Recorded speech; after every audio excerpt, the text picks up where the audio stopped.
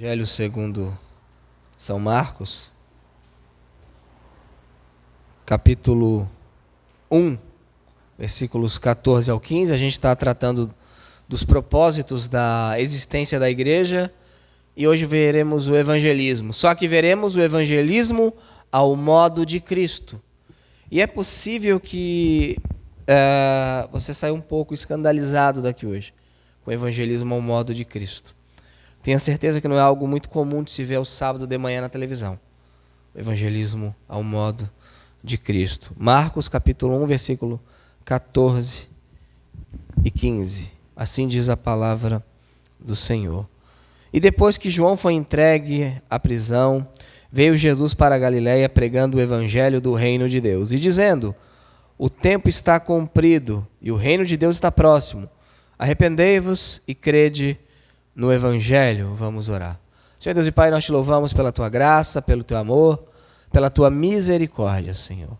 E te pedimos que o Senhor possa inculcar em nossas mentes o evangelismo ao modo de Cristo, o evangelho como Cristo pregou, e que nós possamos entender, Deus, que é assim que devemos fazer também, Senhor. Que nós não venhamos a buscar o caminho mais fácil, mas o caminho mais obediente, o caminho mais bíblico, Senhor, e que a tua igreja venha cumprir o propósito do evangelismo na missão dela como igreja. Eu também oro por mim, Deus, pedindo, Senhor, que tudo aquilo que eu falar esta noite seja extraído do teu texto sagrado. É que eu oro agradecido em nome de Jesus. Amém. Podemos assentar?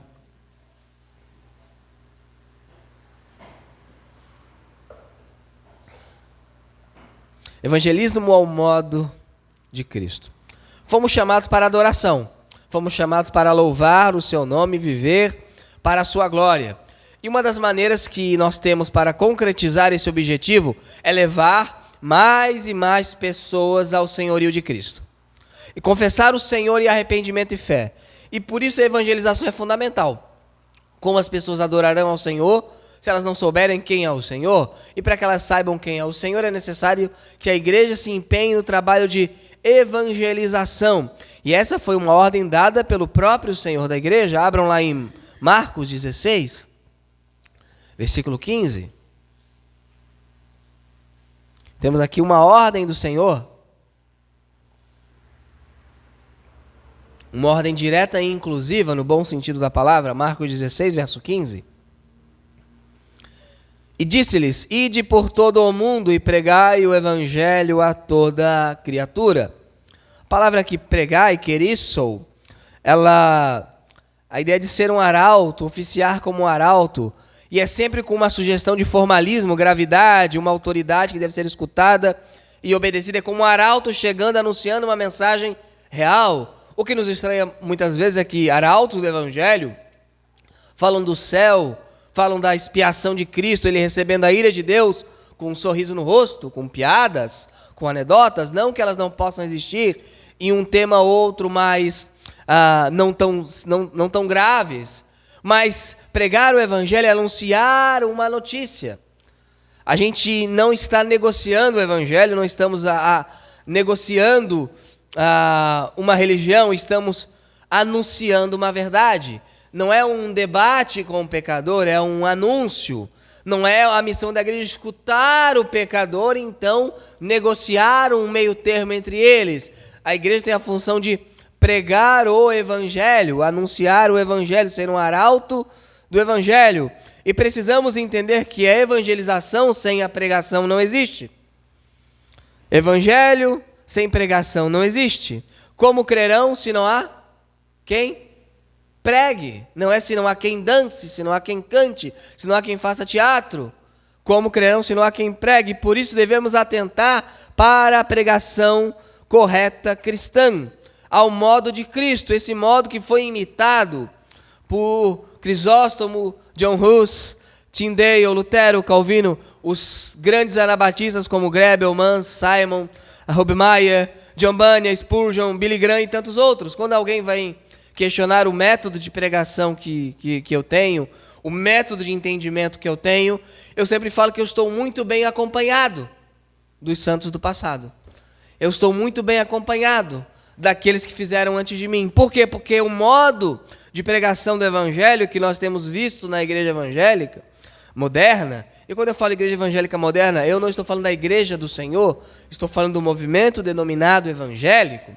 Ele é uma pregação antropocêntrica, deficiente, raquítica. O pecado, hoje em dia, se tornou um problema que impede o homem de atingir seu potencial. Por que você tem que deixar a vida de pecado? Porque assim você não vai atingir o seu potencial. Porque assim você não vai ser a melhor versão de você. Algo que então limita o arrependimento, né?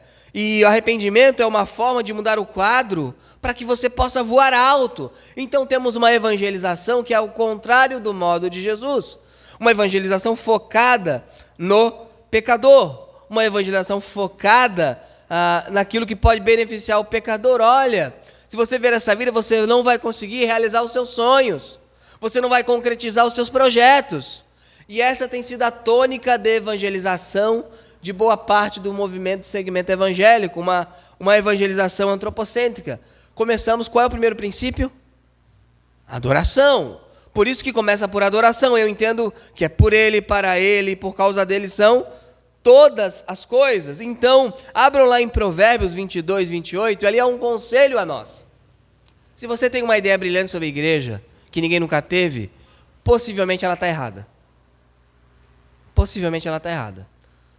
Se você acha que uma experiência de igreja de 50 anos, dos últimos 50 anos, ela é correta porque ela tem muito tempo, possivelmente os últimos 50 anos foram os piores da história.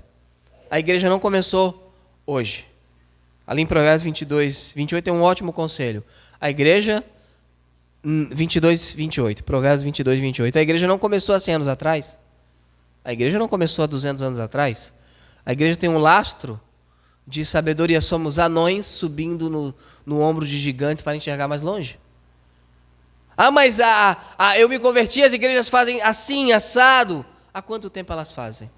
Mas esse método de evangelização é assim, assado. Quem conhece o método de evangelização muito comum, e eu não estou dizendo que Deus não possa agir através dele, Deus faz o que quer, a hora que quer, da maneira que quer, com quem quiser, sem dar satisfação para ninguém.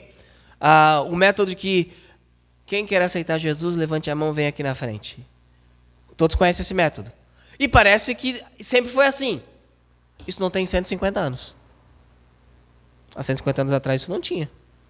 Não tinha. O que fala ali Provérbios 22, 28? Não remova os antigos limites que os teus pais fizeram. Temos um limite. Sola Cristo, sola Escritura, sola gratia, sola Deo glória. Temos um limite. Sola fide. Os limites que os nossos pais fizeram, e nós não podemos remover esses limites para que a evangelização se torne mais eficaz. Obviamente queremos que a evangelização se torne eficaz, mas não podemos fazer isso a despeito dos limites antigos que já foram colocados. Nós não podemos acreditar que aquilo que vivemos, experimentamos e vimos na igreja nos últimos anos é o que corresponde à correta e sadia interpretação bíblica da tradição cristã, porque ela não é. O evangelismo moderno é antropocêntrico. Vocês foram salvos, boa parte das pessoas aqui, apesar desse evangelismo moderno. Não por causa dele, apesar dele. E para iniciarmos com o modelo de pregação bíblica, devemos entender uma coisa. A evangelização não começa com um homem, com a necessidade do homem. Ali no versículo 14 do capítulo 1 do Evangelho de São Marcos, diz o seguinte: e depois que João foi entregue à prisão, veio Jesus para a Galileia pregando o evangelho do quê? Do reino de Deus. Abre aspas. Mas do evangelho você é o centro. Não. Fecha aspas. O evangelho do reino de Deus. Algumas traduções elas vão excluir a palavra reino de Deus. Algumas traduções não tem. Mas ela está em 98% dos manuscritos. Eu não sei como é que eles trabalham com a amostragem, mas tudo bem. 98% dos manuscritos vão trazer o evangelho do reino de Deus. Aqui é um genitivo. O evangelho que pertence ao reino de Deus. E o verso 15. E dizendo, o tempo está cumprido. E o quê? Qual é o assunto antes de se arrepender e crer? O reino de Deus. O assunto do evangelho é o reino de Deus. A evangelização começa com o reino de Deus. E podemos dizer que o anúncio é uma proclamação que existe um rei, que esse rei já reina e que todos devem submeter ao senhorio. Evangelização é isso, olha, existe um rei e você tem a obrigação de se submeter ao senhorio dele. Ele é o Senhor, ele reina, ajoelhe-se perante ele, isso é evangelização. E como é que você entra nesse reino? Aí sim, mediante ao arrependimento e fé. E o que nós fazemos? Você quer ir para o céu? Ah, que bom, todos querem ir para o céu, ninguém quer ir para o inferno. E Deus tem um plano maravilhoso na sua vida, e tem mesmo, a pessoa já é egoísta, egocêntrica, eu também tenho um plano maravilhoso na minha vida. E Deus te ama muito, e eu também me amo muito, fechou. Vamos fazer uma parceria, eu e Deus. Ele me abençoa, eu sigo ele. Isso não é evangelização. Isso não é verdade. Evangelização é um convite para que você reconheça o Senhor como Senhor. É um convite para que você reconheça que Ele é o seu dono. Negócio de ser crente é um negócio bem complicado. Você não está integrando apenas uma religião. Você está dizendo o seguinte, ó, existe alguém que é meu dono. Evangelização é isso. O reino de Deus está próximo. Submetam ao rei. Se rendam ao rei. O rei está aqui. O que você faz na presença do rei? Se ajoelha na presença do rei. A pregação cristã durante os séculos era um convite para que o homem se submetesse ao senhorio de Cristo. Né? O artigo 7 da nossa declaração doutrinária, que foi suprimido da atual, diz o seguinte: o reino de Deus é o domínio soberano, é o domínio o quê? Soberano e universal de Deus e é eterno. É também o domínio de Deus no coração dos homens que voluntariamente a ele se submetem pela fé, aceitando-o como Senhor e Rei. É, assim, o reino invisível nos seus corações regenerados que opera no mundo e se manifesta pelo testemunho dos seus súditos. Somos súditos. O Senhor governa o nosso coração. Então, na evangelização, o Senhor fica no centro. Qual é o objetivo da evangelização? Expandir o reino. Como é que eu faço isso? Eu sou um arauto a corações rebeldes para que eles submetam ao Senhor. Para que mais gente submeta ao Senhor. Evangelização não é um anúncio para consertar casamento. Não é um anúncio para consertar um filho que está passando com drogas. Não é um anúncio para consertar o emprego. O Senhor faz tudo isso. E Ele faz. Ele faz de maneira graciosa. Mas isso não é o Evangelho. Isso são benefícios que o Evangelho proporciona. São coisas que o Evangelho nos dá pela graça de Deus. Mas o que você tem dito hoje no evangelismo moderno? Venha na igreja e o seu problema será resolvido. É mentira. Quem aqui tem problema? Alguns são resolvidos? Não, não são. Isso quando você não tem a sorte que outro aparece para juntar. Né? É assim que funciona a vida. Para todo mundo. Para ímpios e crentes. O evangelismo ao modo de Cristo é um anúncio que Deus é rei e você tem que submeter. Aí eu pergunto, aonde está o favor que nós fazemos a Deus? Nenhum. Deus é o Senhor. É o soberano de nossas vidas. Isso é o Evangelho. O Evangelho é um convite para que você venha se emocionar na igreja. Ter uma sensação na igreja. Que você se sinta bem na igreja. Claro, você pode se emocionar, você deve se sentir bem, obviamente. Mas não é um convite a isso. Então o que nós observamos? Que boa parte do que temos visto da pregação da igreja não é o Evangelho ao modo de Cristo, o evangelismo ao modo de Cristo. De um lado tem os legalistas, que acreditam que o Evangelho é resumido numa um conjunto de regras verdadeiros, mas não é o Evangelho. Acreditam que pregar o Evangelho é pregar contra o aborto. É errado? Claro que é. Pregar contra o casamento entre pessoas do mesmo sexo. É errado? Claro que é. É pregar contra a fornicação. Acham que falar isso é o Evangelho. Isso não é o Evangelho. São consequências de uma vida que recebe o Evangelho do Senhor de Cristo, mas não é o Evangelho. Então a gente liga na TV, de um lado tem pessoas que acreditam que falando isso estão pregando o Evangelho. E a pessoa vai para o inferno achando que o aborto é errado. Do outro lado tem os antinomianos. Os antinomianos, que têm pregado uma mensagem sem regras morais, com desprezo à lei moral de Deus, que são os 10 mandamentos interpretados à luz do Novo Testamento, à luz de Cristo. Acreditam num Deus sem ira. Certa feita eu vi um desses jovens de calça muito apertada, que pregam, coach, dizendo que ele se incomoda com o texto de Atos 5, de Ananias e Safira, que ele não consegue ver Deus fazendo isso no texto. embora o texto diga que tenha sido Deus que fez isso, que ele se incomoda. Então eles creem numa existência sem pecado. O que importa é se algo está indo contra a tua consciência ou não. Então a gente tem dois extremos: os legalistas, que acham que o anúncio do reino de Deus é o anúncio de isso pode, isso não pode, e os antinomianos, que pregam uma hipergraça, uma graça exagerada, que não é graça, é uma desgraça. Agora, a correta pregação cristã é o antídoto para isso. E a única forma de realmente cumprirmos o propósito da evangelização é a pregação cristã. E ela consiste em duas chamadas. E eu já preguei esse texto, acho que vocês se lembram. E daqui a algum tempo eu vou pregar de novo. Primeiro, consiste na chamada ao arrependimento. Segundo, consiste na chamada à fé. Isso é pregação do evangelho, isso é evangelização. Já viram é bonitinho, né? Vamos ali para o sinal com uma faixa. Jesus te ama. Ah, mas uma pessoa... O João Ferreira de Almeida leu um panfleto. Eu conheço uma pessoa que se converteu num show ímpio, que no telão tinha um caminho, ele lembrou Jesus é o caminho, a verdade e a vida. Vamos agora para o show? Não. Guns N' Roses vai estar aí em novembro. Não. A exceção só confirma a regra. Vamos evangelizar. Estamos com a faixinha aqui. Ó. Jesus te ama. Não é isso que é evangelização, o modo de Cristo. Você quer fazer? Pode fazer. Não me chama, eu não vou ficar parado no sinal fazendo isso.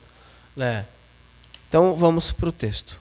Primeiro, uma chamada ao arrependimento. Versículo 15. E dizendo, o tempo está cumprido e o reino de Deus está próximo. Aí a primeira chamada. Arrependei-vos. Ali em Oséias 14:2, vamos abrir?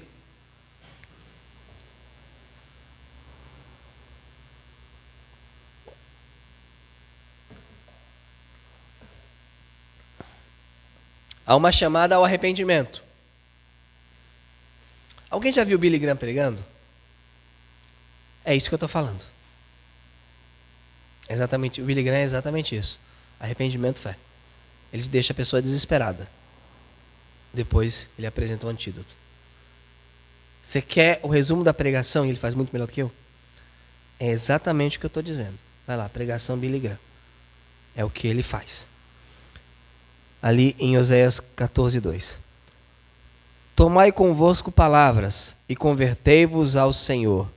Diz ele, tira toda iniquidade e aceita o que é bom, e ofereceremos como novilhos os sacrifícios de nossos lábios. Tomai convosco palavras e convertei-vos ao Senhor. Aqui é uma ordem ao arrependimento. Tira toda a iniquidade. É uma oração. É uma ordem. O arrependimento implica na mudança radical do homem interior. Por força que ele se afasta do pecado e se volta para Deus. Isso é arrependimento. É o lado negativo da conversão. Eu me afasto do pecado. O meu homem interior entende. Eu ofendi a Deus. Eu ofendi ao Senhor. Eu tenho que mudar. Eu tenho que dar meia volta. Eu estava indo num caminho. Agora eu sei que eu tenho que ir para outro caminho. E eu me afasto do quê? Do pecado. O que não é arrependimento? Eu sou um alcoólatra, eu vou parar de beber para não perder minha família. Que bom que você fez isso, mas não é arrependimento. O que é arrependimento? Eu sou um alcoólatra, isso ofende a Deus, eu vou parar de beber.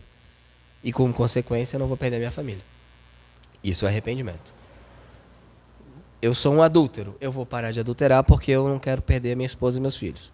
Isso não é arrependimento. Que bom que faz isso, mas não é arrependimento. O que é arrependimento? Eu sou um adúltero, estou quebrando um dos mandamentos do Senhor. Eu vou parar de adulterar. Isso é arrependimento. É o entendimento que eu ofendi ao Senhor. E para que haja a chamada ao arrependimento, eu tenho que entender por que eu preciso chamar o outro ao arrependimento. Por que o Senhor começa? Arrependei-vos e crede no Evangelho. Por que o Senhor não começa? Quem quer me aceitar, levanta a mão. Por que ele não começa assim? É mais fácil. Se você está com vergonha, levanta a mão. Pisca o olho, onde é que você está? Se não, respira 2 vezes. Por que o Senhor começa? Arrependei-vos. Por que o Senhor chama as pessoas ao arrependimento? Por que precisa se arrepender? Primeiro, arrependimento pela quebra da lei. 1 João 3,4. Essa era a pregação de batistas, presbiterianos, congregacionais, menonitas, luteranos, durante quase toda a história. Se você fosse numa igreja do século 17, 18, seja uma metodista, uma batista, presbiteriana, arminiana ou calvinista, você escutaria o mesmo tipo de mensagem. Eu recebi um elogio muito grande esses dias, que uma pessoa próxima falou que estava lendo o livro do Spurgeon, e falou que parecia eu pregando. Talvez não tenha sido um elogio, mas eu fiquei muito lisonjeado. Obviamente não dá para comparar, mas é exatamente isso. Você pega as pregações bíblicas, elas são muito próximas, porque a mensagem é a mesma. Olha o que fala 1 João 3,4. Qualquer que pratica o pecado também transgride a lei, porque o pecado é a chamada arrependimento é necessária porque nós quebramos a lei. Agora, se você não expõe que nós quebramos a lei, como é que você chama alguém arrependimento? E se ele não se arrepende, como é que ele pode crer no Salvador? Como é que eu posso querer o remédio se eu não sei que eu estou doente? O evangelismo bíblico, ao modo de Cristo, é uma chamada ao arrependimento. Claro, ali o texto é um resumo do que o Senhor está pregando. Mas quando alguém vai, mestre, o que farei para ter a vida eterna? Guarda os mandamentos. Conhece os mandamentos? Não matarás, isso, né? Aí Deus dá os mandamentos, Jesus dá os mandamentos. Faço isso desde a minha juventude, então te falta uma coisa. Vende dos pobres e me segue. O que o Senhor falou ali? Eu quero então que você ame a Deus e ao próximo. Que é o resumo dos 10 mandamentos. E o cara falou, não, eu não posso fazer isso. Ele quebrava tudo, é que ele não sabia. O Senhor fez o quê? Eu quero herdar a vida. O que o Senhor fez? Então guarda os mandamentos. O Senhor quis mostrar que era impossível ele ser salvo por isso. E ele não entendeu. Era assim que o Senhor falava. Então, o arrependimento é necessário pela nossa quebra da lei. O pecado é a quebra da lei moral. Quando Caim matou Abel, não havia ainda os 10 mandamentos, mas ele foi culpado de quê? De assassinato. Porque sempre houve a culpa de assassinato. Sempre houve a culpa de adultério. Sempre houve... essas coisas estão encravadas no nosso coração. Estão encravadas aqui com todas as culturas. Todo mundo sabe que é errado queimar a mãe viva. Todo mundo sabe que é errado. Todo mundo sabe que é errado mentir. Em qualquer cultura, em qualquer tempo. Então, o ser humano, ele quebrou a lei moral do Senhor. Ele quebrou a lei do Senhor. A lei de Cristo, ela vai ratificar isso, ela vai esclarecer isso, mas Deus não mudou. Deus não é um Deus que alguns acham, eu sou um Deus mauzão no Antigo Testamento, agora eu sou um Deus legal. Não existe isso. Nós devemos chamar os outros ao arrependimento porque as pessoas, o seu vizinho, a pessoa que você gosta, ele quebrou a lei moral de Deus, ele vai ter que prestar contas. Ele vai ter que prestar. Abram ali em Oséias 6:7. Então, evangelismo é isso. Veja as pregações de Wesley, de Winfield, de Spurgeon, do Billy Graham. Billy Graham, quando esteve no Rio de Janeiro, período perto do carnaval, ele pregou contra a imoralidade. Maracanã lotado. Oséias 6,7 diz o seguinte: mas eles, quem é a gente, né, os homens, transgrediram a aliança como Adão e se portaram alevosamente contra mim. Houve um pacto de obras, se você não cumprir, você é condenado. Adão não cumpriu. Nós não cumprimos em Adão. Então, o arrependimento, para que a igreja cumpra o seu propósito de evangelismo, ela tem que exortar os outros ao arrependimento. E ela tem que fazer isso mediante a lei. Pregar a lei. Para que a pessoa entenda. Porque a lei faz o quê? A lei mostra o pecado. Gálatas 3,19. Aí eu pergunto, os televangelistas, com raríssimas exceções, que vocês conhecem, vocês escutam isso? Não escutam. Gálatas 3,19. Isso é o evangelho. O evangelho consiste em 2 partes: arrependimento e fé. Gálatas 3,19 diz o seguinte: logo, para que a lei foi ordenada, que é um dos usos dela, o outro uso é o uso positivo. É um guia para que a gente viva uma vida ética e reta. Mas um dos usos da lei é esse: para que a lei foi ordenada por causa das transgressões, até que viesse a posteridade a quem a promessa tinha sido feita. E foi posta pelos anjos na mão de um mediador. A lei foi ordenada por causa das transgressões. Quer dizer isso? A lei foi ordenada para mostrar as transgressões. A tábua de pedra foi mostrada para a gente ver o que a gente fazia. E é interessante, você quer evangelizar? Quer aprender a evangelizar? É só ir para os 10 mandamentos. Vamos lá, Êxodo capítulo 20.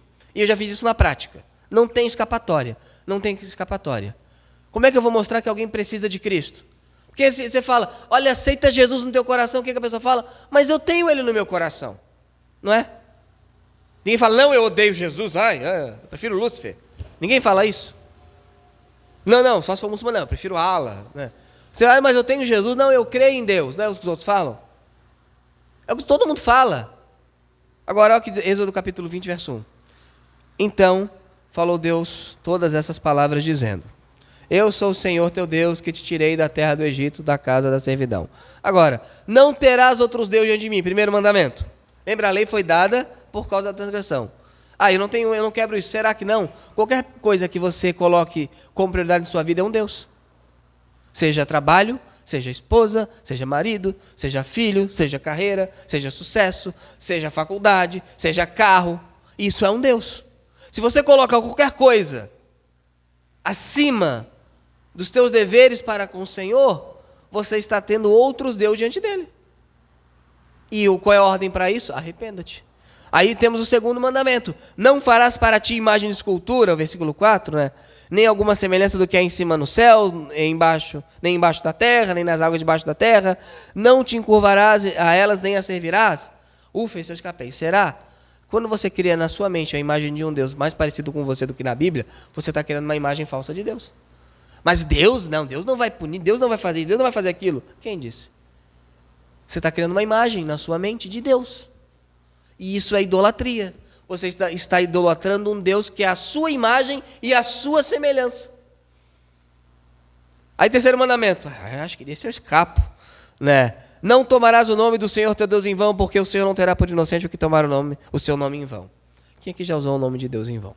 Não responda, né? Acho que isso aqui... Lembra-te do dia de sábado para o santificar. 6 dias trabalharás e farás toda a tua obra. Mas o 7º dia é o sábado do Senhor teu Deus. Porque em 6 dias fez o Senhor os céus e a terra, o mar e tudo que neles há. E o 7º dia descansou.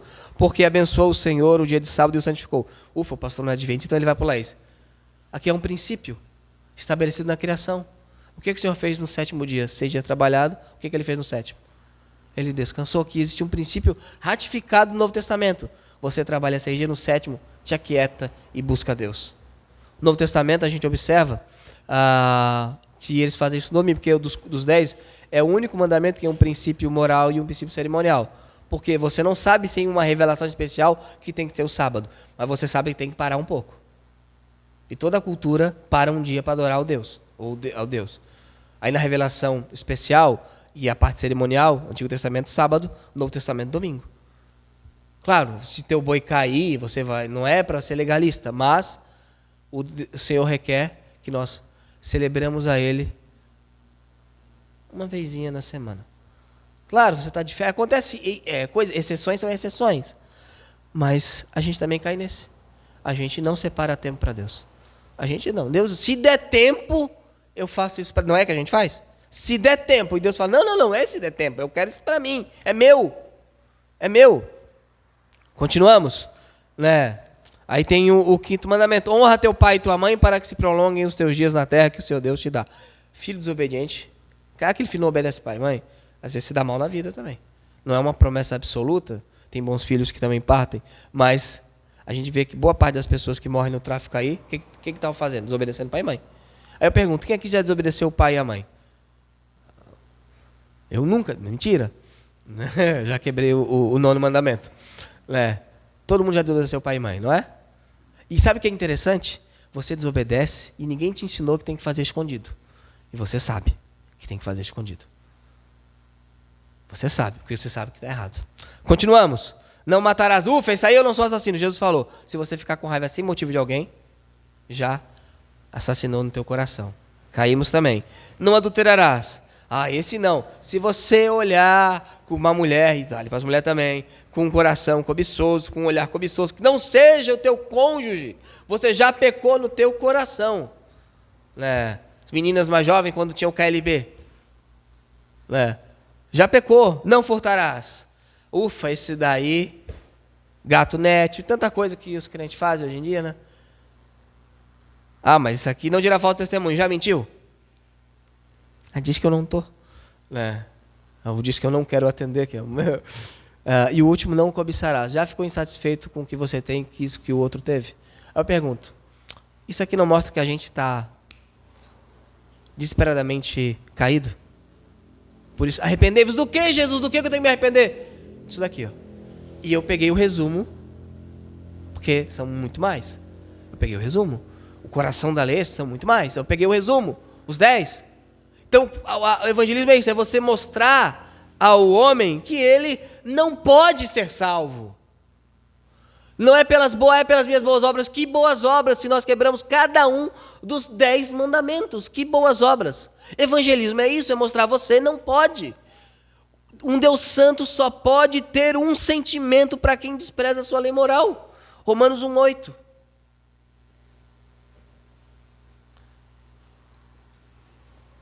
Eu já fiz isso no supermercado, quando eu trabalhava no Comper. A pessoa, mas aí ninguém vai ser salvo. Eu falei, exatamente. Chegou no ponto que eu queria. Ninguém deve, ninguém merece. É muito mais duro falar isso do que, olha, Jesus quer entrar no teu coração. Tá bom, pode entrar, legal. Romanos 1:18. Porque do céu se manifesta a ira de Deus sobre toda a impiedade e injustiça dos homens que detêm a verdade em injustiça. Aqui é interessante. 2 palavras aqui, impiedade e injustiça. Eu não posso ser injusto para com Deus. E eu não posso ser ímpio para com os homens. Impiedade é a quebra da primeira tábua, primeiro ao quarto mandamento.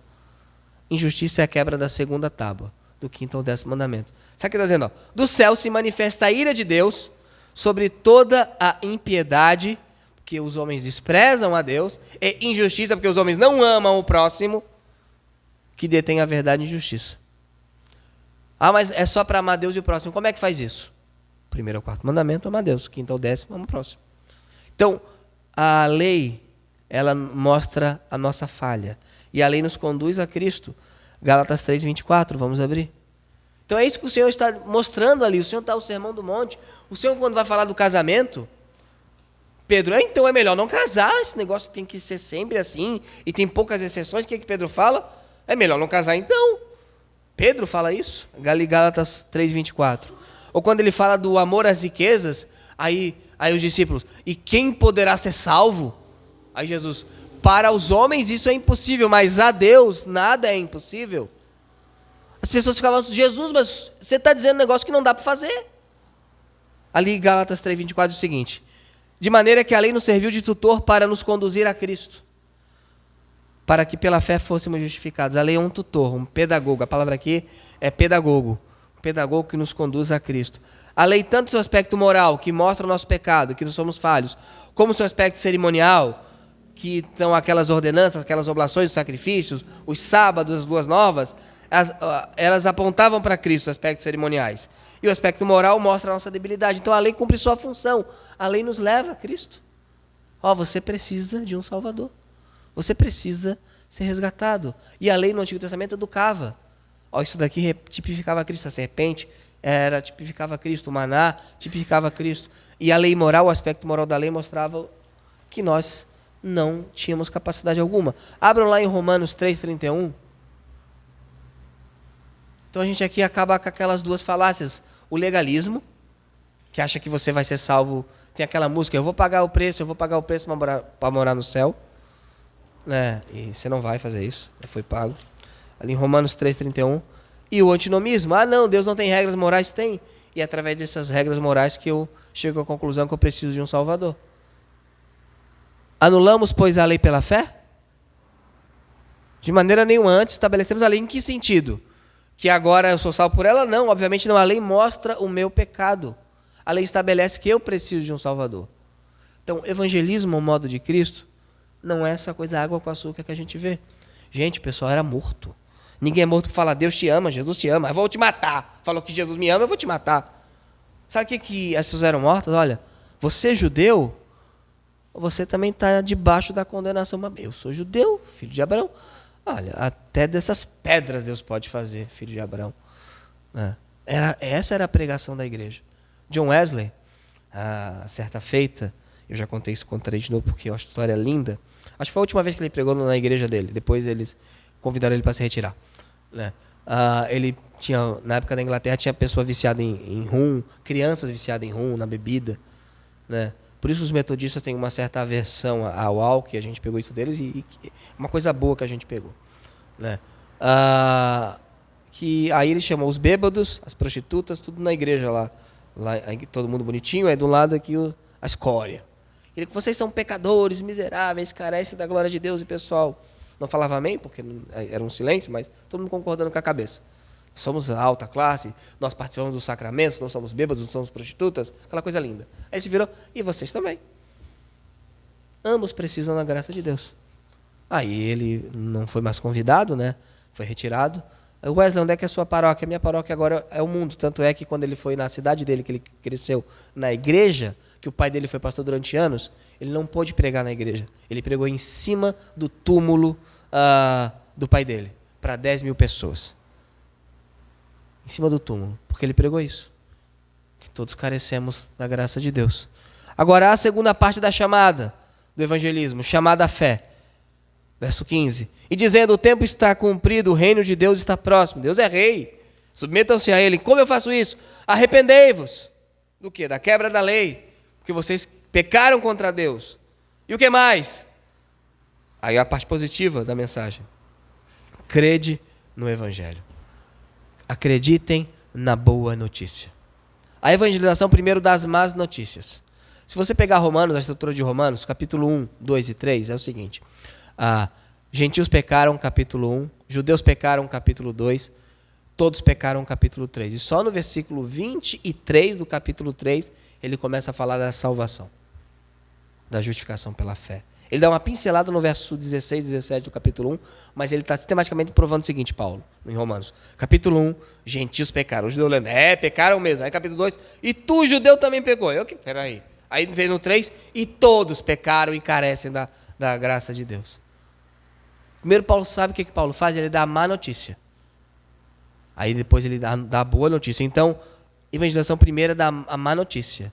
E depois anunciar o único jeito de escapar da justa punição da lei. Qual é? O evangelho. A fé é a confiança e a aceitação de Jesus Cristo como Salvador e a total entrega da personalidade a Ele por parte do pecador. Isso é fé. Não é fé na fé, é a confiança. Cristo recebeu a punição no meu lugar. Eu entendo que eu merecia ser punido. Eu entendo que ali era para mim estar na cruz justamente punido. Sabe que as igrejas têm gente tão chata, gente tão mimimi, cheia de não me toque, gente tão egocêntrica? Porque a primeira parte da pregação não foi dada a elas. Porque se elas entendessem o que elas eram e qual o destino, iam brigar por quê? Então, primeiro ponto, fé na boa notícia. 1 Coríntios 15, 1 ao 4. Isso é o evangelho, o bom e velho evangelho, os marcos antigos.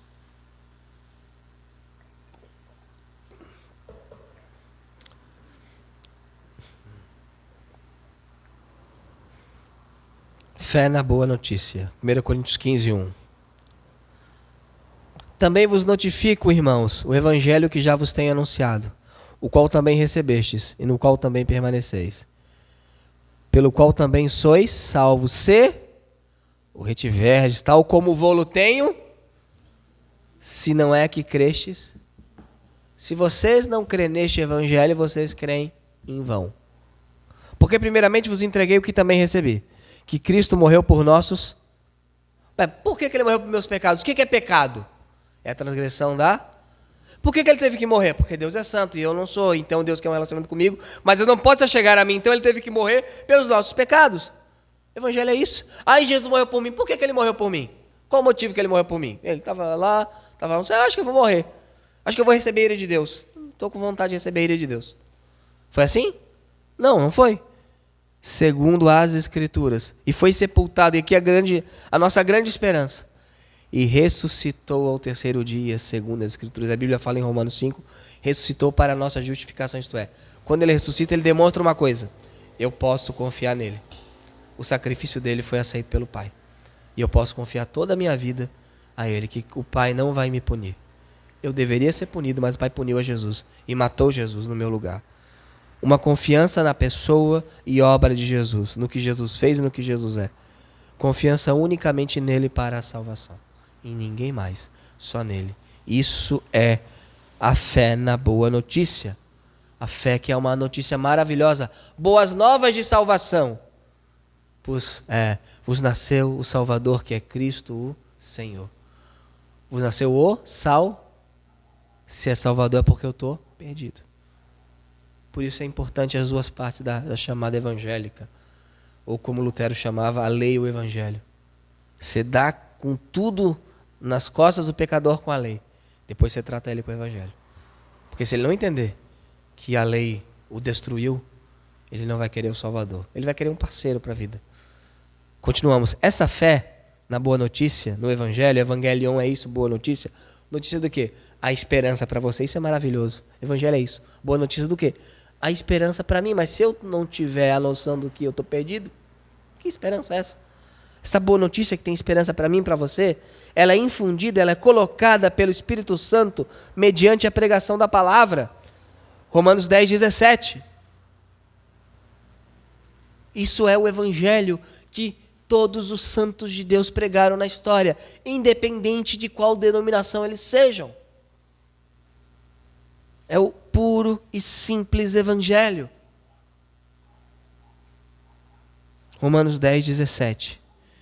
Diz o seguinte: de sorte que a fé é pelo ouvir, e ouvir pela palavra de Deus. Se substituirmos a pregação, seja leiga ou seja no culto público, por qualquer outra coisa, estamos correndo o risco de não estarmos contando com o Espírito para gerar fé no pecador morto em pecado. Isso é uma tragédia que ocorre hoje em dia. Nós acreditamos que com as nossas técnicas, o pecador morto em pecado vai gerar fé em seu próprio coração. Somente a semente plantada na terra faz a brotar. E qual é essa semente? É o Evangelho. E o Evangelho consiste em duas partes. Ah, mas eu fui salvo e não foi assim. Apesar de não ser assim, você foi salvo porque Deus é bom. Mas o evangelho consiste nisso. Eu posso falar, boa parte das seitas neopentecostais e alguns movimentos pentecostais e muitas igrejas hoje históricas esqueceram isso. Esqueceram os marcos antigos. E eu falo isso com muita tristeza. Porque isso não deveria ser feito. E nós não somos gênios da lâmpada, porque achamos, não, a gente só voltou ao passado. O que eles estavam fazendo antes? Eu lembro, quando eu comecei a caminhar no evangelho, a gente escutava tanta coisa. Peraí, mas a igreja tem uma história. O que eles pregavam no passado? Quando houve a reforma, o que foi pregado por eles? O que foi apregoado? O que os homens maiores do que eu pregavam? E quando eu descobri que era a mesma mensagem, olha que eles divergiam em muita coisa, mas quando chegava nisso, não há divergência. Não há divergência. Então, essa fé é infundida pelo Espírito no meu coração mediante a pregação da palavra. Mas como crerão se não há quem? Por que há tanta gente irregenerada nas igrejas? Porque não há pregação. Há tanto barulho, há tanta atividade, há tanta coisa acontecendo. E o evangelho está lá. Quando é que vocês vão jogar na terra?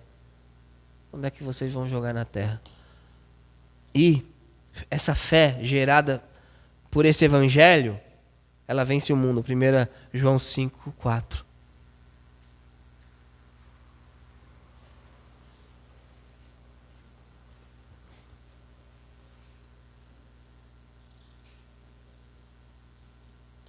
Isso é evangelização, isso é a missão da igreja. Arrependei-vos do quê? De nada, Deus é bom.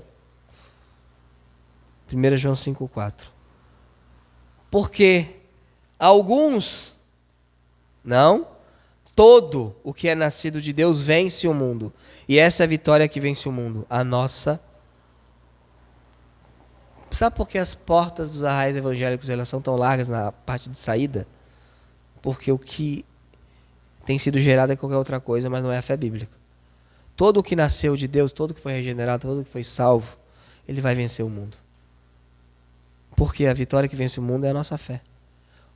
A verdadeira fé, que vem de um verdadeiro chamado ao arrependimento, ela é uma fé permanente. Porque onde você vai correr? Vocês querem ir embora também? Senhor, para onde iremos? Só Tu tens as palavras de vida eterna. Aconteceu uma coisa na igreja, estou decepcionado, estou triste, sei o quê. Para onde eu vou? A lei me